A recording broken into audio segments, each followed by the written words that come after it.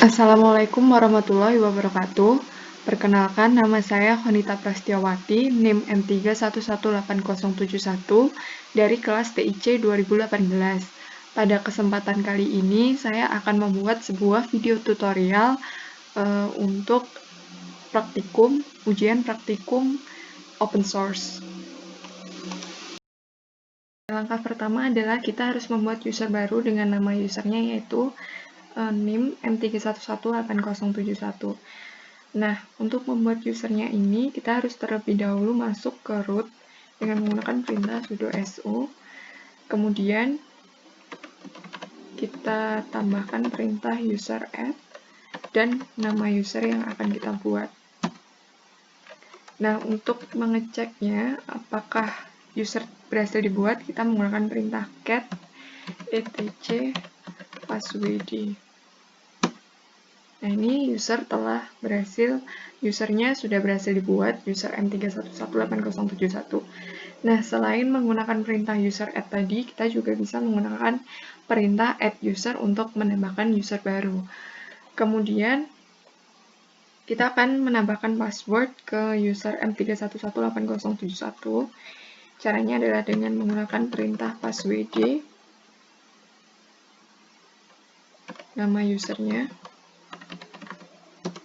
Nah, kita ketikkan di sini 1, 2, 3. Retype new password juga sama 1, 2, 3. Nah, sekarang passwordnya sudah ada. Kemudian saya akan keluar dari root dengan menggunakan perintah exit. Nah, ini sudah keluar dari root. Kemudian saya akan login dengan user yang telah saya buat tadi, yaitu user M3118071 dengan menggunakan perintah sudo su M3118071. Nah, untuk mengecek apakah kita sudah masuk ke user M3118071, kita bisa menggunakan perintah UMI. Bisa kita lihat di sini, kita sudah masuk ke user M3118071. Nah, selanjutnya adalah kita akan melihat direktori aktifnya. Untuk melihat direktori aktifnya ini, kita bisa memasukkan perintah pwd. Nah, direktori aktifnya ini adalah home Honita. Kemudian, kita juga bisa memasukkan perintah ls untuk melihat isi dari direktorinya. Nah, ini isi dari direktorinya. Kemudian, selain ls, kita bisa menambahkan lsa. Nah, LSA ini adalah untuk menampilkan semua konten atau isi dari direktori tersebut, termasuk hidden files-nya. Nah, hidden files ini biasanya ditandai dengan adanya tanda titik di depan nama file. Kemudian, selain LSA, kita juga ada perintah LSL. Nah, LSL ini biasanya dia lebih detail lagi, karena di sini kita misalnya di sini ada permission-nya, juga ada user yang membuatnya itu siapa gitu. Kemudian saya akan keluar dari username ini, keluar dari user M3118071 dengan menggunakan perintah exit. Nah, ini sudah keluar. Kemudian saya akan login lagi ke root. Nah, setelah login ke root, saya akan masuk ke directory home. Nah, ini kan direktori yang aktif itu adalah home Honita. Nah, saya tinggal mundur satu direktori saja dengan menggunakan perintah cd.2. Nah, ini sudah masuk ke direktori home. Kemudian saya akan menampilkan isi dari direktori home dengan menggunakan perintah ls. Ini adalah isi dari direktori home. Selanjutnya adalah kita akan membuat dua folder baru dengan nama folder yaitu mid dan final di directory home. Untuk membuat foldernya kita bisa menggunakan perintah mkdir, kita masukkan dua folder tersebut sekaligus. Jadi kita tidak perlu membuatnya satu persatu. Kita bisa membuat dua sekaligus seperti ini. Nah, kemudian kita cek terlebih dahulu apakah sudah berhasil dibuat. Nah, untuk folder mid dan finalnya ini sudah berhasil kita buat. Perintah mkdir sendiri sebenarnya juga bisa kita gunakan untuk membuat subfolder. Misalnya kita akan membuat subfolder di folder coba. Ini kita gunakan perintah mkdir p nama foldernya, kemudian kita masukkan nama subfolder yang akan kita buat. Nah, ini saya akan membuat subfolder baru dengan nama latihan. Kita masuk terlebih dahulu ke folder cobanya. Kita cek apakah folder latihan sudah berhasil dibuat. Nah, ini subfolder latihan di folder coba ini telah berhasil kita buat. Kemudian kita kembali ke folder home.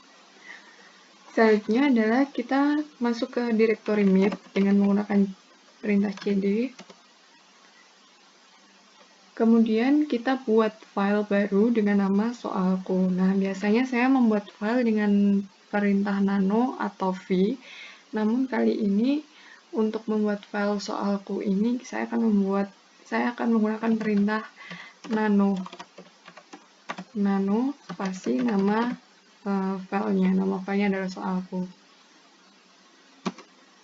Nah, ini kita sudah masuk ke editor nanonya. Di sini kita bisa memasukkan teks.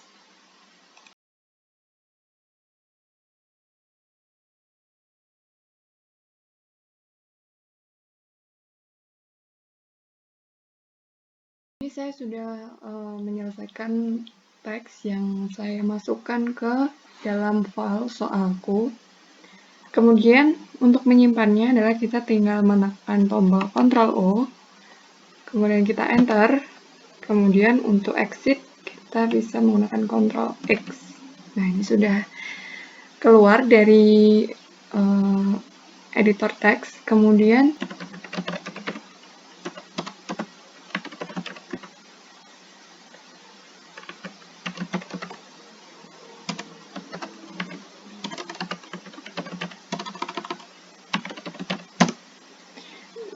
selanjutnya adalah kita akan mengcopy file soalku tadi yang ada di folder mid ke folder final dengan nama hasil kopiannya tersebut kita buat berbeda, yaitu dengan nama soal final. Nah, ini saya sudah mengetikkan perintah cp, lalu folder awal dari file, di mana file soalku ini berada, yaitu di folder mid, kemudian nama filenya, yaitu nama file itu soalku, kemudian folder yang akan dituju yaitu folder final, kemudian nama file hasil kopiannya tersebut yaitu soal underscore final. Nah, untuk mengeceknya kita bisa menggunakan perintah ls apakah sudah tercopy atau belum. Kita bisa masuk ke folder final, kemudian kita ls. Nah, ini soal underscore final, hasil kopian dari file soalku sudah berhasil dibuat di dalam folder final. Kemudian kita akan menghapus file soalku di dalam folder mid. Kita masuk ke folder mid terlebih dahulu. Nah, untuk menghapus file, kita bisa menggunakan perintah rm spasi nama file yang akan kita hapus, yaitu file soalku. Nah, ini kita cek. Nah, sudah kosong di dalam folder mid, artinya file soalku ini sudah berhasil kita hapus. Selanjutnya kita akan menghitung jumlah baris yang ada di dalam file soal underscore final. Kita masuk terlebih dahulu ke folder final. Kemudian untuk menghitung berapa jumlah barisnya, kita bisa menggunakan perintah wc atau wc strip l soal underscore final. Nah, ini ada 4 baris. Kita cocokkan. Nah, ini ada 4 baris di dalam file soal underscore final. Kemudian selain untuk menghitung jumlah baris, kita juga bisa menghitung jumlah kata dengan memasukkan perintah wc strip w soal underscore final. Nah, ini ada 30 kata. Kemudian kita juga bisa menggunakan untuk menghitung jumlah byte atau karakter. Nah, untuk jumlah byte ini kita bisa menggunakan perintah C. Ini untuk jumlah byte-nya. Ini. Dan untuk jumlah karakternya kita bisa menggunakan perintah M.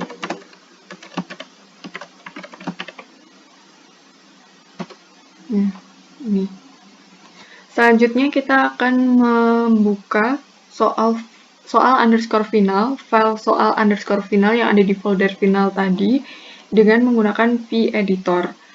Nah, ini kita bisa menggunakan perintah v soal underscore final.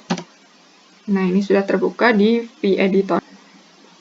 Kemudian di sini akan kita tambahkan instruksi nomor 4 sampai 6. Kita akan masuk ke mode insert terlebih dahulu dengan menekan keyboard I.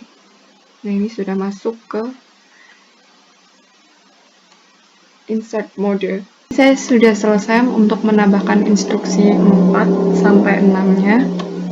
Untuk menyimpannya, pertama kita harus keluar dulu dari insert mode ke command mode. Ke command mode dengan menekan tombol escape. Nah, untuk menyimpan file di vEditor ini, perintahnya beragam. Yang pertama, kita bisa menggunakan perintah titik 2 hi. Nah, untuk titik 2 hi ini, untuk keluar dari editor hanya jika tidak ada modifikasi pada file. Kemudian kita juga bisa menggunakan titik 2 whi seperti ini.